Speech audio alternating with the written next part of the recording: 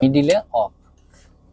এখন এই ইন্ডিকেটর আর কয়টি কাজে ব্যবহার করা হয়, যেমন ইন্ডিকেটরে এই কাটা অংশ দেখা যাচ্ছে এইটুকু, এটা যদি আমি ডান দিকে ঘোরাই পার্কিং লাইট জ্বলবে, এর পরের ঘাট ঘোরালে হেডলাইট জ্বলবে। তাহলে ইন্ডিকেটর যেমন বাম ডান নির্দেশ করে, তেমন হেডলাইট জ্বালাতেও ব্যবহার করা হয়।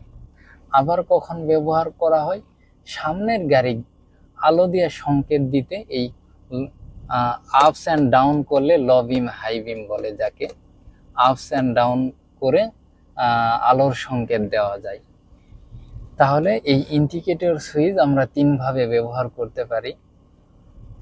এক, ডানে বামে মোড় নিতে, উপর নিচ, উপরে দিলে বামে মোড় আর নিচে দিলে ডানে মোড়, এবং হেডলাইট পার্কিং লাইট জ্বালাই যদি প্রথম ঘাট পার্কিং লাইট, দ্বিতীয় ঘাট হেডলাইট। আর যদি আলো দিয়ে সংকেত দিতে চাই তাহলে লো বিম হাই বিম, অর্থাৎ উঁচু নিচু করলেই আপনার আলো দিয়ে সংকেত দেওয়া হবে। তো আজকে এ পর্যন্ত, সবাইকে ধন্যবাদ।